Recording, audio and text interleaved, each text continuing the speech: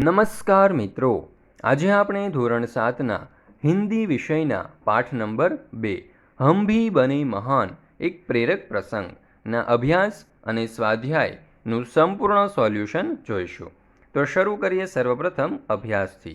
પ્રશ્ન નંબર 1, निम्नलिखित प्रश्नों के उत्तर दीजिए। पहलो सवाल, बच्चे को बचाने में देरी होती तो क्या होता? उत्तर, बच्चे को बचाने में देरी होती तो वह सामने से आ रही मोटर के नीचे आ जाता। बीजो सवाल, दूसरों की जान बचाना हमारा कर्तव्य है, आप और किन बातों को अपना कर्तव्य समझते हैं? उत्तर, मैं निम्नलिखित बातों को अपना कर्तव्य समझता हूँ। पहलू, किसी को दुख न पहुँचाना। बीजू, बड़ों का सम्मान करना। त्रीजू, अन्याय को सहन न करना।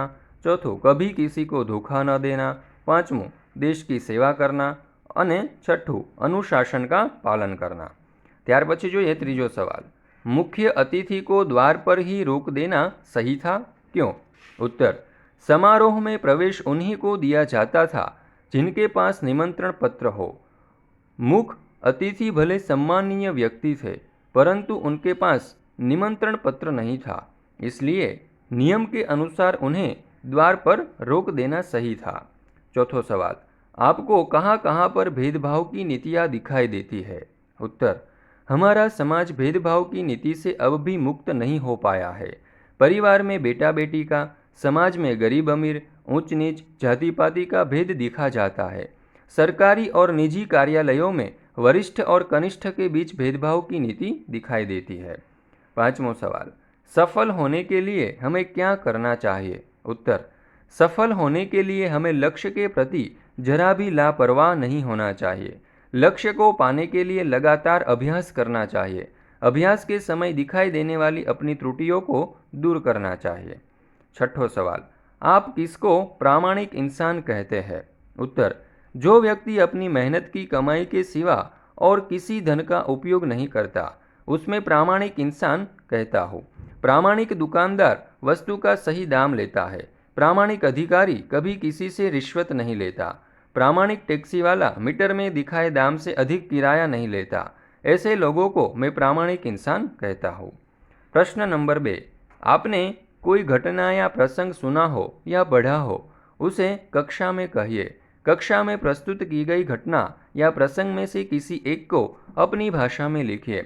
तो અહીં એક સરસ મજાનો પ્રસંગ દર્શાવવામાં આવેલો છે, એ તમે વાંચી શકો છો અને તમારી નોટબુકમાં આ પ્રસંગને તમે લખી શકો છો, અથવા તો તમે તમારી રીતે બીજો કોઈ પ્રસંગ કે જે તમારા જીવનમાં બની ગયેલો હોય એ પણ તમે લખી શકો છો। ત્યાર પછી જોઈએ પ્રશ્ન નંબર 3, चर्चा कीजिए। पहलू, यदि पक्षी बोल पाते तो पेड़ों की कटाई के विषय में वे आपसे क्या कहते? उत्तर, कुछ पक्षी मुझे पेड़ काटते देखकर कहते हैं, कौवा कहते हैं, अरे भाई तुम यह पेड़ क्यों काट रहे हो? यह पेड़ तो हमारा आश्रय स्थान है।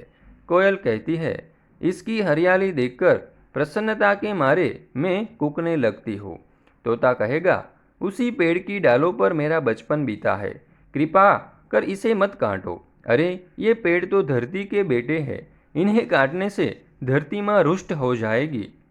जहाँ घने पेड़ होते हैं, जंगल होते हैं, वहाँ अच्छी वर्षा होती है। केवल हम पक्षी ही नहीं, सभी प्राणी जल से ही जिंदा है। आजकल जहाँ सूखा पड़ता है उसके लिए वहाँ के पेड़ों की कटाई ही जिम्मेदार है। पेड़ काटने से बादल भी रुष्ट हो जाते हैं, लेकिन तुम मनुष्य इन पेड़ों का महत्व नहीं जानते। ये पेड़ केवल फल फूल और छाया ही नहीं देते, ये वातावरण को शुद्ध बनाकर सबको स्वस्थ प्रदान करते हैं। कौवा कहता है, मैं समझता हूँ कि तोता भाई ने तुम्हें पेड़ों का महत्व अच्छी तरह समझा दिया है, अब तुम पेड़ काटने की बात कभी नहीं सोचोगे। कोयल कहती है, हाँ तुम पेड़ काटोगे तो मैं कहाँ बैठकर मधुर गीत गाऊंगी? मेरी बोली की मिठास से ही तो आमों में मिठास आती है। पेड़ न होंगे तो वसंत कहाँ आएगी? इसलिए मेरे भाई, पेड़ों को जिंदा रहने दो, ये जिंदा है तो सबकी जिंदगी सुरक्षित है। बीजू, यदि धरती बोल पाती तो मनुष्य के बारे में ईश्वर से क्या शिकायत करती? તો એ જે શિકાયત કરે છે તે અહીં સરસ રીતે આપણને દર્શાવેલી છે, એ તમે જોઈ શકો છો અને તમારી નોટબુકમાં તમે આ ફકરો લખી શકો છો, અથવા તો તમે તમારી રીતે પણ આ પ્રશ્નનો ઉત્તર લખી શકો છો। ત્યાર પછી પ્રશ્ન નંબર 4, નિમ્નલિખિત પરિચ્છેદ को पढ़िए और लिखिए।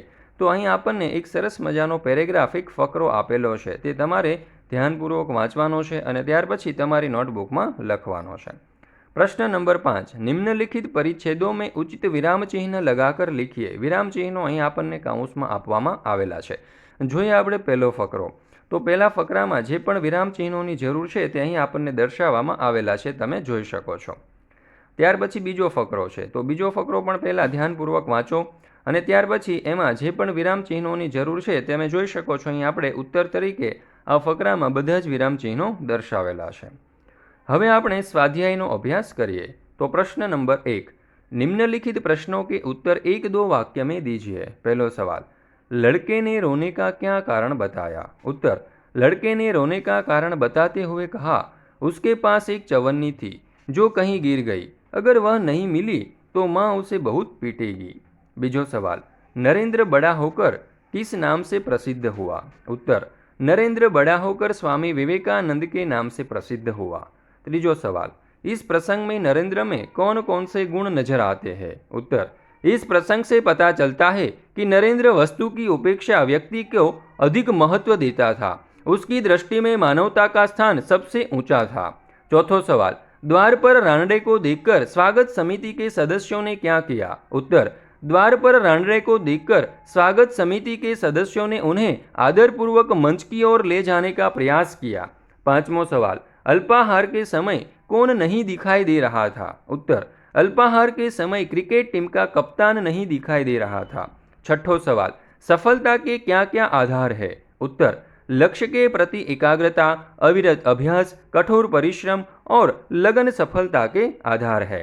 सातवां सवाल, हजरत अली ने एक मोमबत्ती बुझाकर दूसरी मोमबत्ती क्यों जलाई? उत्तर, हजरत अली राज का काम कर रहे थे, इसलिए उन्होंने राज की मोमबत्ती जला रखी थी। जब उन्होंने निजी काम शुरू किया तो वह मोमबत्ती बुझाकर उन्होंने अपनी मोमबत्ती जलाई। इस प्रकार चोरी और हरामखोरी से बचने के लिए हजरत अली ने दूसरी मोमबत्ती जलाई। आठवां सवाल, हमारे पुरखों ने क्या कहा है? उत्तर, हमारे पुरखों ने कहा है, किसी के धन माल की लालसा मत करो, माँ गृदः कस्यस्य धनम।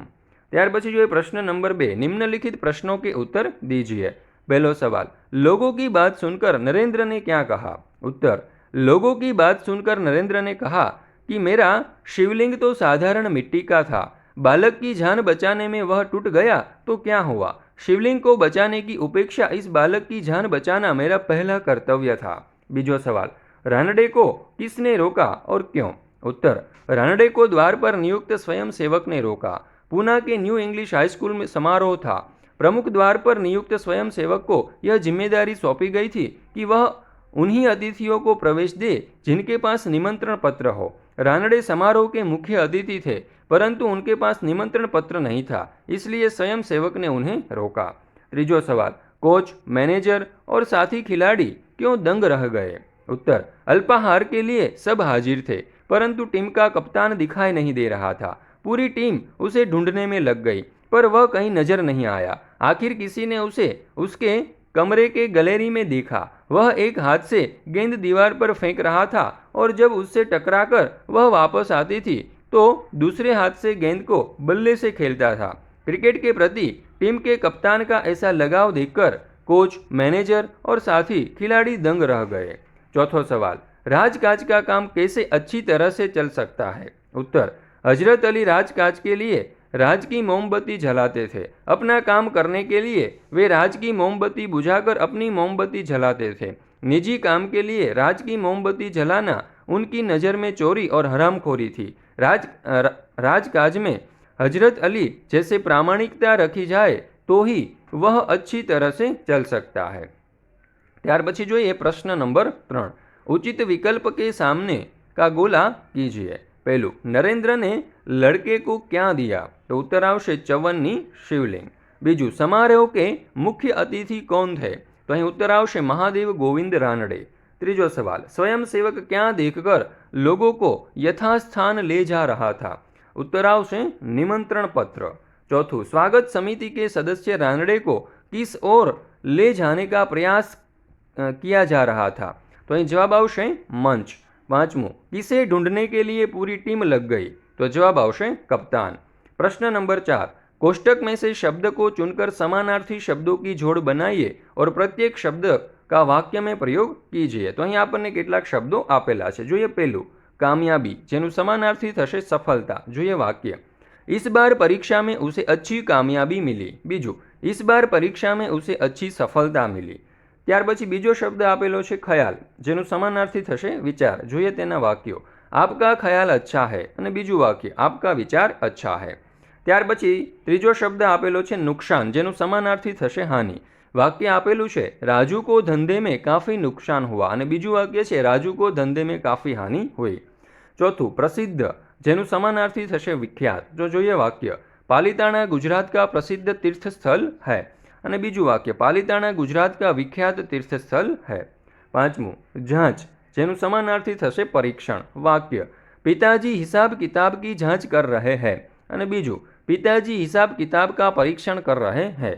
છઠ્ઠું વાક્ય આપેલું છે અમીર, જેનું સમાનાર્થી થશે ધનવાન। તો જોઈએ આપણે વાક્યો, वह गांव का सबसे बड़ा अमीर है અને બીજું વાક્ય, वह गांव का सबसे बड़ा धनवान है।